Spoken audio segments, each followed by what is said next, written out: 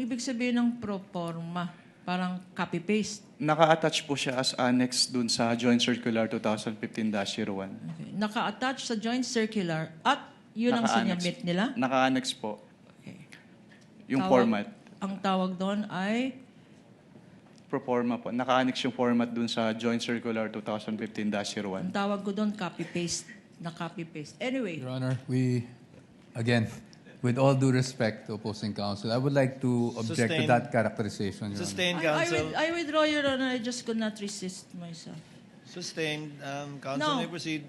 Punta naman tayo sa next set of documents na sinabit rin ng Office of the Vice President para i-liquidate yung kanyang confidential funds for the first, second, and third quarter. I refer you now, flashed on the screen and being shown to you, are certifications submitted by the Office of the Vice President.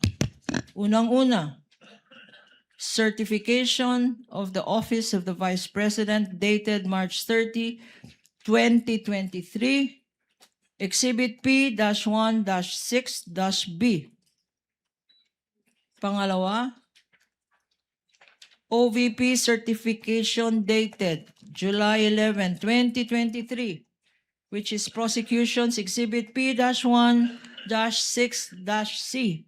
At pangatlo, OVP certification dated October 9, 2023, Exhibit P-1-6-D for the prosecution stipulated upon by the respondent and likewise part of their defense exhibits. Yes, we confirm, Your Honor, and we would like to manifest that for the first quarter certification that is marked as Exhibit D-1-34-OVP.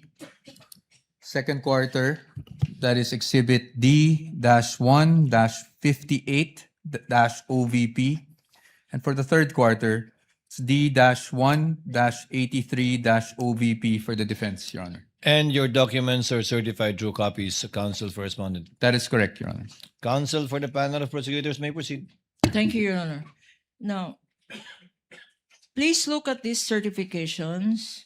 Meron nakalagay dyan sa bottom ng page, attested. Anong ibig sabihin ng attested?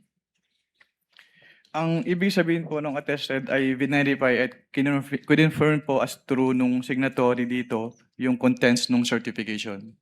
At sino naman ang signatory na nakikita natin sa dokumentong ito? Based on this certification po, si Vice President Sara Duterte. At siya mismo ang nag-attest na tama lahat ang nakalagay dyan? Based on these documents po, yes ma'am. Okay.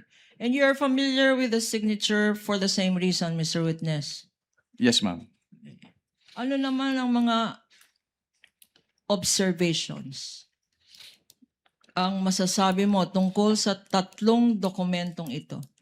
Incidentally, Mr. Witness, what periods did this cover? Again, for the record? Based on their submissions po, yung for the first quarter, yung February 6 to March 29, 2023. For the second quarter, April 25 to June 30, 2023. And for the third quarter, July 14 to September 30, 2023 po. Okay. Ano naman ang masasabi mo? Ano naman ang observations mo sa tatlong dokumentong ito? Since these are pro forma documents po, wala naman po akong na-note na observations with these certifications. Anong ibig sabihin ng pro forma? Parang copy-paste. Naka-attach po siya as annex dun sa Joint Circular 2015-01. Okay. Naka-attach sa joint circular at yun ang Naka-annex. sinabit nila? Naka-annex po Okay. yung Tawag- format. Ang tawag doon ay Pro forma po. Naka-annex yung format dun sa Joint Circular 2015-01. ang tawag ko doon copy-paste. Na copy-paste. Anyway, Your Honor, again, with all due respect to opposing counsel, I would like to object to Sustained. that characterization, Your Honor. Sustained, counsel. I withdraw, Your Honor. I just could not resist myself. Sustained. Counsel No. may proceed. Provisions of the joint circular. Sinabi mo, ito yung pinagbasihan mo ng mga evaluation mo ng mga documents na to. What if any are the violations that you observe based on the joint circular? May i-clarify po kung anong document po yung pinipertain niyo, ma'am. Ano? Sa lahat ng dokumento. Sa lahat po ng dokumento. Based on, for what quarter po? Sorry. For all the quarters. For all the quarters. Yung first and second quarter po kasi magkasama sa isang AOM lang. And then yung third quarter ay nakaseparate po yung AOM. So punta muna tayo sa first and sinasabi mo, Mr. Witness, na yung first and second quarter, isa lang ang na-issue na AOM. Ano tong ibig sabihin ulit ng AOM? Audit Observation Memorandum po. Okay. And Based on the Joint Circular 2015-01, yung Audit Observation Memorandum po ay yung written notification to the agency informing them of the deficiencies po noted during the audit and requiring them to submit an explanation or the documents being sought po dun sa AOM or both.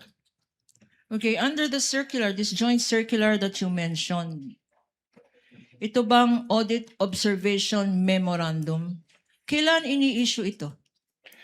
Ini-issue po siya upon evaluation po nung auditor noong documents at may na-note po siyang findings doon based on the evaluation po. Okay. Pero meron tayong konting background, no? Kasi kahapon, meron ring na-stipulate ang respondent at ang prosecution ng mga notice of suspension at notice of disallowance. For the better appreciation of this honorable court, paki-educate kami. Pakisabi nga anong difference ng AOM, Audit Observation Memorandum, pagkatapos yung notice of suspension, at pagkatapos yung notice of disallowance. Ano ang mga pagkakaiba nitong tatlo? If I am to start po with the definitions po based on the joint circular, katulad po nung na-define ko kanina sa AOM, it is an written notification to the agency concerned of the deficiencies noted during the audit and requiring them to submit an explanation po or the documents being sought or both po. Okay. At ang agency po ay merong 15 days from the receipt of the AOM within which to submit their comments, justifications, or documents po as required Okay. po in the AOM. So pagkatapos ng issuance ng isang Audit Observation Memorandum, ang mga subject ng audit ay binibigyan ng 15 days para mag-submit ng mga dokumento. Based po dun sa rules and regulations on settlement of accounts po ng COA. Yes, ma'am. Paano pag may sinubmit na dokumento at hindi pa rin sapat or tama or insufficient or may discrepancy? Anong nangyayari? Kapag may sinumit po na document at based on the evaluation of the auditor, hindi pa rin po sapat yung document na yon, then that is the time po na mag-i-issue na po ng notice of suspension. At- Anong definition ng notice of suspension sa joint circular? Under the joint circular po, yung notice of suspension is a written notification to the agency head and the accountant informing them of the temporary disallowance po nung disbursement sa audit because it appears that the disbursement is irregular, illegal, or improper and requiring them to submit their justifications or the documents po being sought in the AOM or both. Okay. Sinabi mo, Mr. Witness, para maintindihan natin, no? Ito ay temporary. Okay. Yes, ma'am. Based on findings na irregular. Ano ba irregular? Ano ibig sabihin Irregular. ng irregular? Based on COA circulars po, ang irregular disbursement ay yung mga disbursement na hindi umaayon or hindi nagko-comply dun sa requirements ng mga COA issuances. Okay. Sa Pilipino, ang tawag dito ay irregular pa rin. Tama? Itong illegal. Anong ibig sabihin ng illegal? Kapag sinabi pong illegal, yung disbursement po ay hindi nagko-comply dun sa applicable laws. At kung sinabi mong improper, Kapag improper naman po, ang ibig sabihin, yung expenses ay either unnecessary, excessive, extravagant, or unconscionable po. So pag nagbigay kayo ng notice of suspension, ito ay nagpapahayag. This means, ang significance nito ay na-observe ninyo, ikaw, sa audit findings mo, na ito ay irregular, illegal, or improper. Leading, Your Honor. Objection. Kindly reform, Counsel. I will go to the next question. Pag hindi na-comply ang notice of suspension, what action, if any, is taken by your office? Kapag hindi po na-comply yung notice of suspension, then that is the time po na mag-i-issue na kami ng notice of disallowance. Ano naman itong notice of disallowance? Based on the joint circular po, yung notice of disallowance ay yung written notification to the agency head or the accountant, informing them of the disallowance nung disbursement and requiring them to restitute the amount po nung disbursement because yung disbursement ay illegal, improper, or irregular. So, Mr. Witness, whether tinatawag mo ito AOM or Audit Observation Memorandum, or whether notice of suspension, or whether notice of disallowance, in these three stages, nabibigyan ng opportunity ang ino-audit na agency para mag-comply? Yun po ba ang ibig sabihin ng explanation mo?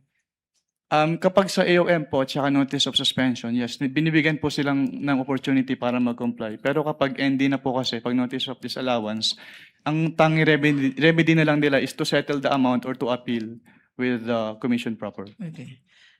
Let us go now to the issue of the office of the Vice President. Earlier, you said AOMs were issued to the office of the Vice President, correct? Now, Yes, ma'am. specifically, let us go now to the first and second quarter of 2023, showing to you, and if shown to you and flashed on the screen, would you be able to identify the same?